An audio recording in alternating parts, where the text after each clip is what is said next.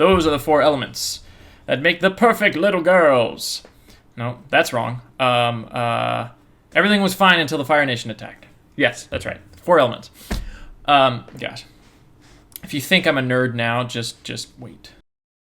What's going on, everybody? Before we get started with this Adventure Chronicle, I just wanted to throw out a warning that this is going to be in, I think, 2 parts, maybe 3. As I was putting the video together and just telling this aspect of the module, it was getting lengthy. There was a lot of stuff going on, a lot of things we did, and a lot of things I learned as a DM. So that's just a heads up that this is part 1 of 2, maybe 3.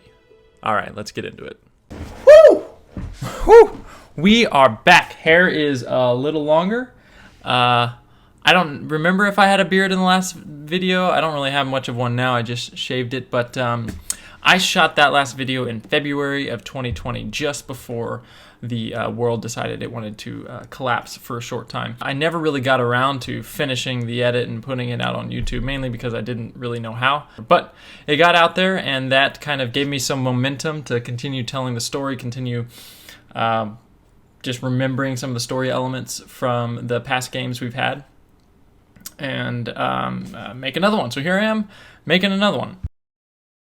Okay, so this story, this Adventure Chronicle, if we remember, we are playing Doomsday Dawn, which is originally intended Paizo to playtest Paizo's new version of Pathfinder.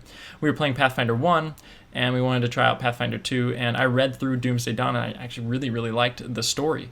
There were a few things I changed to make it my own, that I customized, but otherwise we're pretty much just playing the module. And if you remember from the last video or the last Adventure Chronicle, my players came to the table unknown to me and unknown to themselves, all having created characters that were less than 4 feet tall, so either dwarves or gnomes or goblins. And that was just hilarious, and they were sent off to go seek out a special gem or artifact called a countdown clock that would give the order, the organization that they were hired by, a means of understanding a future calamity and how to maybe stop it, or at least investigate or research this coming danger. They had just dispatched, in a rather unique fashion, this knoll encampment, and so they're on the edge of these foothills, the area that now becomes a slightly more mountainous and slightly more treacherous of a climb, and requiring more careful navigation to get through from point A to point B. Point A being the knoll encampment, point B being the entrance to the tomb up in the height of Pale Mountain. And I think Edwin, was it Edwin? Yes, Edwin. Don't tell Jim. Edwin would have to make a series of nature checks, and depending on if they passed or failed, would just add or subtract time needed to navigate that area of the wilderness. And the more time they spend trying to navigate this wilderness, the less time they have to stay ahead of the Night Heralds, the cult. But they passed that with flying colors, no problems at all. They didn't get lost or anything, and they flew right through that, right up to the long, winding, kind of zigzagging pathway cut into the hillside leading up to the tomb in the center of Pale Mountain. And on this winding path of about a quarter mile is a infamous Manticore who's made this place its hunting grounds. So the Manticore notices them and sees them from on high as they're making their way up, and swoops down, and we roll initiative. And about 2 rounds goes by, and Helga, the bard played by my friend Connor, she is a 11. She's an 11-year-old girl who somehow weaseled her way into this mercenary group. She got her parents to sign the permission form to go on this life-threatening adventure. But she's there, and she casts, I believe, Calm Emotions. Basically, the Manticore failed its save and was just like, you know what? Yeah, you guys are cool. You guys are cool. I'm just gonna go somewhere else. Yeah, you guys chill, have fun. I'm gonna go over here now. all right, see ya.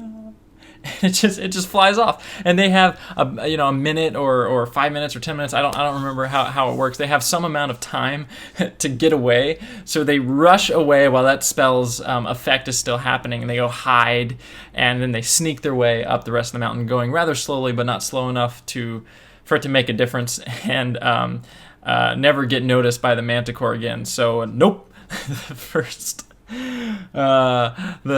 encounter, the first kind of beefy encounter that was supposed to sap them of some of their resources and cause them to, I think the way it was designed was to cause them to fight something hard, use up their spells, use up their resources, and have to rest a day to get those back before entering into the tomb. Well, they didn't have to do that because they didn't fight the Manticore. All right. Welcome to the outro, where I discuss a little bit about what I learned and my impressions of that session. That encounter with the Manticore was intended to be very challenging and add some tension as the party races towards the tomb and tries to arrive before the Night Herald cult. So skipping the encounter to some degree subverts the intended tension of the module.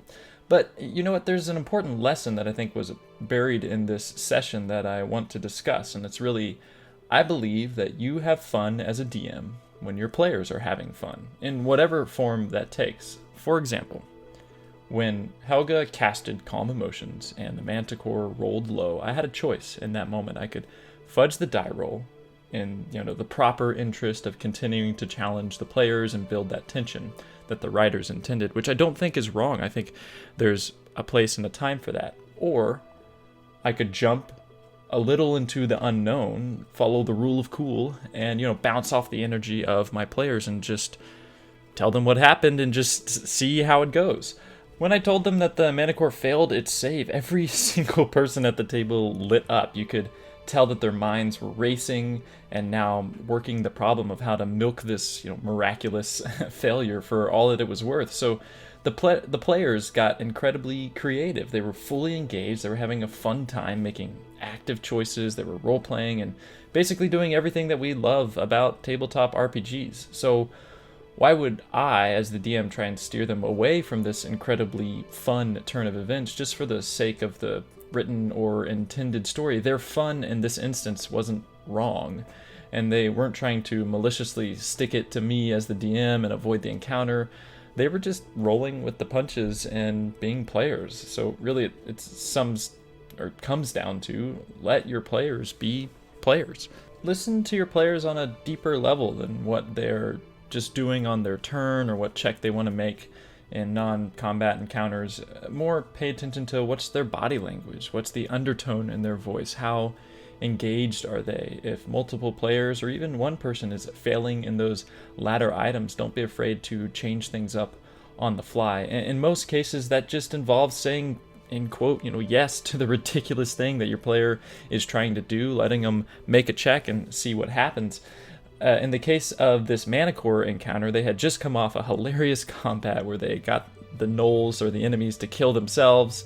Their background story as a mercenary group was that they accidentally killed a sea monster and got famous for it. Simply put, they solved their problems in a non-conventional, almost non-combative way. So it's an active, creative choice that they made, and everyone was engaged in having fun when the Manticore flew off, and we were laughing and just having a grand old time. So my closing remark is just don't be married to an encounter you've planned and the balancing of resources and challenge that you forget it's just a game that we're all trying to have fun. And I believe that the greatest skill you can develop as a DM is not necessarily planning encounters or managing loot drops or even writing a good story, but really it's just listening to your players and managing their engagement level and overall fun. Okay, so that was the first of many encounters that my players noped their way out of.